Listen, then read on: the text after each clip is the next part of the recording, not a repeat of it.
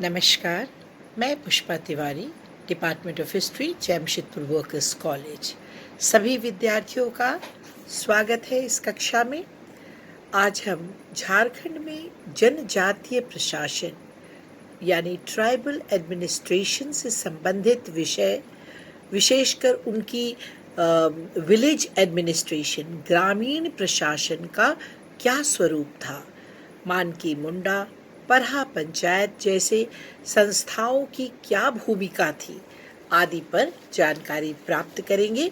तो सबसे पहले आइए हम आपको ये बता दें कि भारत में झारखंड की जो ऐतिहासिक रूपरेखा के अध्ययन से ये स्पष्ट हो जाता है कि इस क्षेत्र में प्राचीन काल में मगध सम्राट का शासन रहा होगा और रीसा मुंडा के नेतृत्व में बाद में राजकीय व्यवस्था की जो स्थापना है मुंडाओं द्वारा प्रारंभ की गई होगी।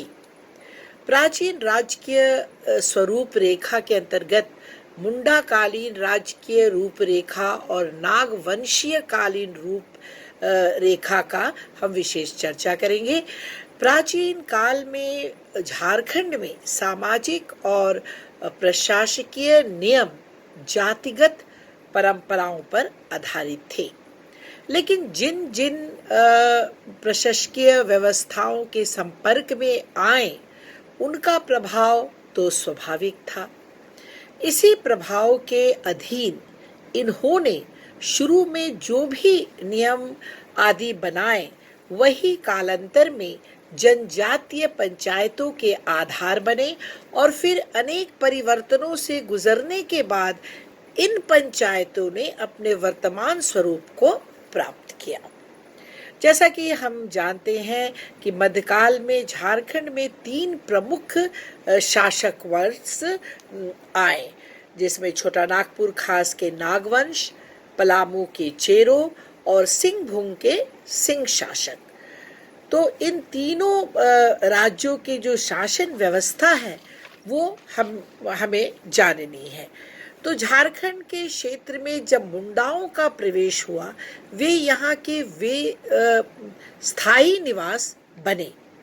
खेतों, खलिहानों, आवासों, गांवों में उनका अपना अधिकार हुआ। उनका बनाया खेत खूट कट्टी खेत, उनका बसाया गांव खूट कट्टी गांव। खेत बनाने वाले खूट कट्टीदार कहा जाता था और खूट का मतलब एक परिवार से होता है। उस समय की प्रशासनिक व्यवस्था खूट कट्टीदार व्यवस्था थी। खूट कट्टीदार व्यवस्था थी। इस व्यवस्था में प्रत्येक खूट अपने जंगल और जमीन का मालिक होता था। शुरू में जो मूल गांव खूटकट्टी गांव उतने ही रहे होंगे जितने पूर्वजों ने यहाँ आने पर बनाए। जब नए खूटकट्टी गांव बनाए जाने लगे तो संख्या बढ़ने लगी। खूटकट्टी दार गांवों की पंचायत व्यवस्था विकसित हुई। ऐसे गांवों को मिलाकर एक पढ़ा का निर्माण हुआ। पढ़ा का प्रमुख पढ़ा राजा कहा जाता था। पढ़ा राजा के जो मातहत कई मानकी लोग होते थे। मानकी पट्टी का मालिक होता था, जिसका प्रमुख मुंडा होता था और जो प्रत्येक गांव का प्रधान होता था। दूसरे शब्दों में इसे आप ऐसे समझें ताकि आपको आसानी होगी कि प्रत्येक गांव का अपनी एक पंचायत होता था, जिसका प्रमुख मुंडा कहा जाता था। एक ऐसे कई ग्राम पंचायतों को या गांवों को मिलाकर एक पट्टी बनाया जाता था, जिसका प्रमुख मानकी होता था। कई पट्टियों को मिलाकर पढ़ा बनाता था, जिसका प्रमुख पढ़ा राजा कहा जाता था। तो पढ़ा में एक ही किले के सदस्य होते थे। किले माने एक वंश, एक गोत्र। पढ़ा का भी एक पंचायत होता था, जो पढ़ा पंचायत कहा जाता था। इस पंचायत में 5 कार्यपालक अधिकारी होते थे, जो राजा के अधीन काम करते थे और उस वंश का बड़ा बेटा जो है वो इस पद का हकदार होता था। ये लोग पढ़ा राजा की आज्ञा का पालन करते थे। पढ़ा राजा का चुनाव होता था और इस मुंडा मानकी पढ़ा सरदार की जो प्रशासनिक व्यवस्था भारत की प्रथम गणतांत्रिक व्यवस्था का श्रेय प्राप्त करती है। जी हाँ, ये मानकी मुंडा पढ़ा सरदार की प्रशासनिक व्यवस्था देश की प्रथम गणतांत्रिक व्यवस्था का श्रेय प्राप्त करती है। तो झारखंड के जनजाति बाहुल्य वाले इलाकों में प्रशासन की नींव पंचायतों पर आधारित थी और पंचायतों द्वारा आपसी झगड़ों की सुलझाने की परंपरा ये झारखंड में बहुत ये परंपरा पुरानी थी। तो आइए हम इनकी पंचायत को समझते हैं, क्योंकि ये अलग अलग तरह के थे। मुंडाओं के बाद कई 100 वर्ष के बाद उरांव का आगमन होता है, तो उनकी व्यवस्था में मुंडाओं जैसी हो गई।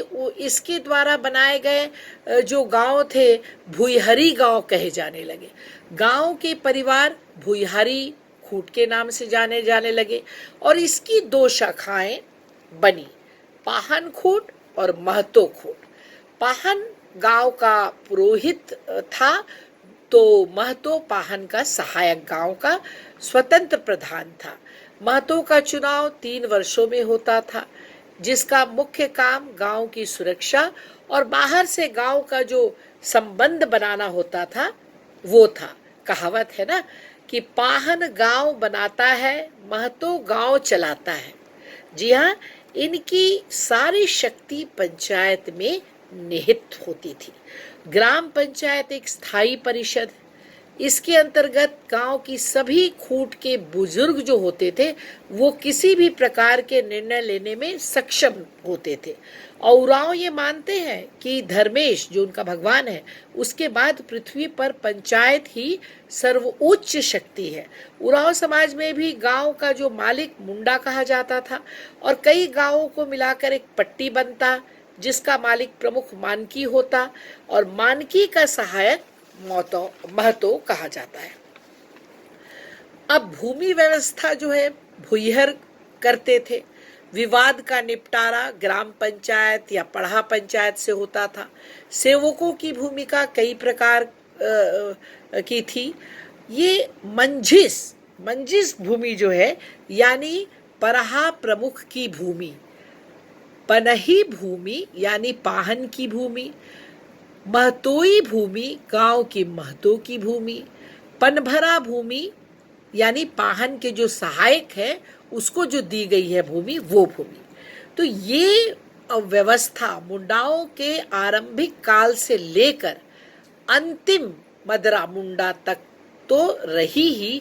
आगे पहली शताब्दी में नागवंशियों के शासन काल में भी कई 100 वर्षों तक चलता रहा। तो नागवंश के समय तक पढ़ा संगठन ने एक विकसित स्वरूप धारण कर लिया था और उसे एक प्रशासनिक इकाई के रूप में स्वीकार किया गया। तो पढ़ाओं के प्रमुख मानकी कहलाते थे। नागवंशी के समय पढ़ा को पट्टा और मानकी को भुईहर कहा जाने लगा। तो अब अगले चैप्टर में हम नागवंशीय के समय से शुरू करेंगे। धन्यवाद।